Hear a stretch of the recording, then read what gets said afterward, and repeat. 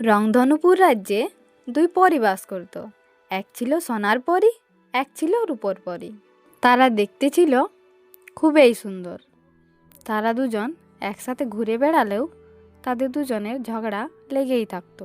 সোনার পরী ছিল খুবই অহংকারী, কারণ সে যেটাই স্পর্শ করত সেটাই সোনার হয়ে যেত। আমি হচ্ছি সোনার পরী, আমি যেটাই স্পর্শ করি সেটাই সোনার হয়ে যায়।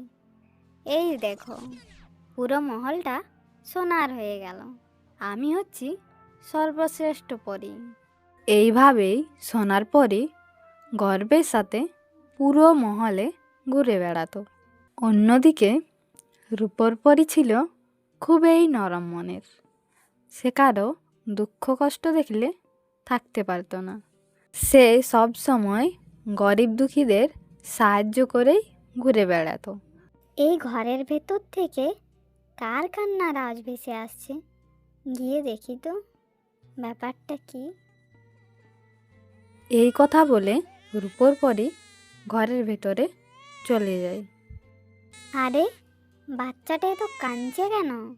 তুমি কি ওকে শান্ত করতে পারছো না? হ্যাঁ রূপোর পরী, দেখো না, একে খাবার দিলাম তাও কান্না করেই যাচ্ছে, কান্না আর থামছে না। ও, এই ব্যাপার। দাঁড়াও তাহলে, আমি একে লজেন্স দিই, দেখিয়ে কান্না থামায় কিনা। ও মা, এই দেখো না রূপোর পরী, বাচ্চাটা তো কান্না থামিয়ে দিল। বাচ্চাটির কান্না থামিয়ে রূপোর পরী রাজমহলের দিকে চলে যায়। এইভাবেই দুই পরী নিজেরা নিজেদের মতো করে জীবন কাটাতো। রংপুর রাজ্যে একদিন এক দুর্ঘটনা ঘটল। হঠাৎ প্রচুর ঝড় বৃষ্টিতে পুরো রংপুর রাজ্য তছনছ হয়ে গেল। মন্ত্রী, ও মন্ত্রী, দেখো, আমার রাজ্যে হঠাৎ ঝড় বৃষ্টিতে পুরো ধ্বংসের পথে এসে গিয়েছে। ঘরবাড়ি ভেঙে গিয়েছে, প্রজাদের কি অবস্থায় না হয়েছে। কি যে করা যায়, কিছু একটা উপায় বলো।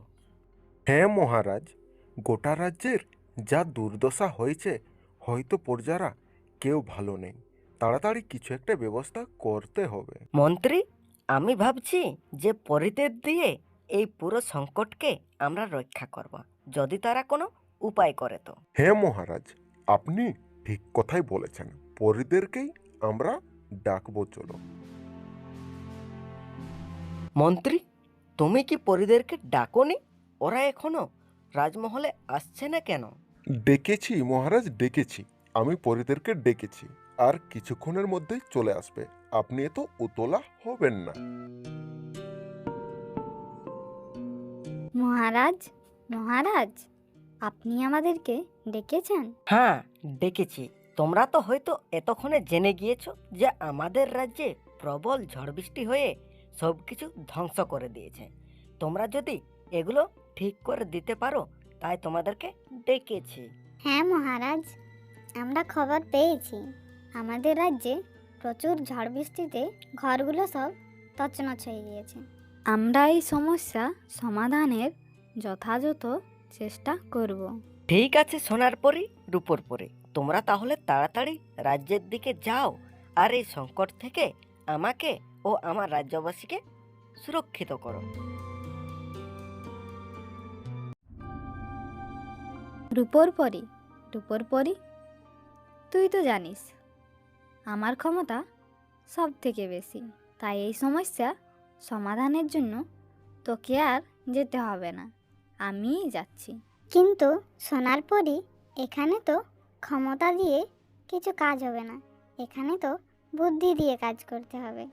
কিন্তু তুই যখন চাইছিস তাহলে যা। দুই পরীর মধ্যে এই কথা হওয়ার পর সোনার পরী রাজ্যের দিকে গমন করে। ওরে বাবা রে, আমাদের রাজ্যের একই অবস্থা হয়েছে। আমি তো ভাবতেই পারিনি এতটা ক্ষতি হয়ে গিয়েছে বলে। রাজ্যের এই অবস্থা, প্রজাদের না জানি কত ক্ষতি হয়েছে। ঠিক আছে, কোনো ব্যাপার না, আমি আমার জাদু শক্তি দিয়ে সব ঠিক করে দেব। এ কি এ কি করলাম আমি? এ তো সব ঠিক করতে গিয়ে সব উলট পালট করে দিলাম আমি। এ তো সব সোনার হয়ে গেল। এবারে প্রজারা খাবে কি? জলই বা পাবে কোথায়? না, এইভাবে তো থাকলে আর হবে না। গিয়ে দেখতে হবে প্রজাদের কি কি সমস্যা হচ্ছে। তোমার কি হয়েছে? তুমি কান্না করছো কেন? আমাকে বলো, আমি সব ঠিক করে দেবো। দেখো না সোনার পরি, সব খাবার সোনার হয়ে গিয়েছে, এমনকি জলটাও সোনার হয়ে গিয়েছে। এখন এই বাচ্চাকে আমি কি খাবার খেতে দিই বলো? ও, এই ব্যাপার। আমি দেখছি কিছু একটা ব্যবস্থা করা যায় কি না। এ আমি কি ভুল করে ফেললাম? আমার একটা ভুলের জন্য প্রজাদের কতই না সমস্যায় পড়তে হচ্ছে। এই সমস্যার কথা আমি রূপর পরীর কাছে গিয়ে বলি। ও যদি এই সমস্যার কিছু সমাধান করতে পারে তো। এই কথা বলে সোনার পরি মহলের দিকে চলে যায়। রূপর পরী, রূপর পরী, আমি তো রাজ্যের অবস্থা ঠিক করতে গিয়ে অনেক বড় সমস্যা করে ফেলেছি। রাজ্যের সব কিছু সোনার হয়ে গিয়েছে। প্রজারা খুব সমস্যায় আছে। না খেতে পেয়ে সবাই ছটফট করছে। এ তুই কি করেছিস সোনার পরি? রাজ্যের একই অবস্থা করেছিস তুই। তাহলে তো প্রজারা খুব সমস্যায় আছে। হ্যাঁ, ওই জন্যই তো বলছি, তুই যা আর সব কিছু ঠিক করে দে। দুই পরীর মধ্যে এই কথা হওয়ার পর রূপর পরী রাজ্যের দিকে চলে যায়। সোনার পরি রাজ্যের একই অবস্থা করেছে। সব কিছু তো সোনার করে দিয়েছে, কিন্তু চিন্তা নেই, আমি আমার জাদু শক্তি দিয়ে সব কিছু আগের মতো করে দিচ্ছি। এই তো, আমি আমার জাদু শক্তি দিয়ে সব কিছু ঠিক করতে পেরেছি। রূপর পরী তার বুদ্ধি ও জাদুর সাহায্যে গ্রামটিকে আবার সবুজে ঘেরা করে দিল। আকাশে পাখি উড়ছে, মাঠে গরু ছাগল চড়ছে, খুব সুন্দর একটি পরিবেশ। সব কিছু ঠিক হয়ে যাওয়ার পর রূপর পরী রাজমহলের দিকে রওনা দেয়। রূপর পরি, তোমাকে অনেক ধন্যবাদ। আর তোমার পুরস্কার তুমি পেয়ে যাবে আমাদের গ্রামকে আবারও আগের মতো করে দেওয়ার জন্য। না মহারাজ, আমার কোনো পুরস্কারের দরকার নেই। আমি যে এই গ্রামের মানুষের দুঃখ কষ্ট দূর করতে পেরেছি, এটাই আমার কাছে অনেক বড় পাওনা। সোনার পরি, তোমার মনে খুব অহংকার, তাই তুমি সব কিছু ঠিক করতে পারোনি। হ্যাঁ মহারাজ, আমি আমার ভুল বুঝতে পেরেছি। অহংকার থাকলে কিছু হয় না, বুদ্ধি দিয়ে কাজ করতে হয়।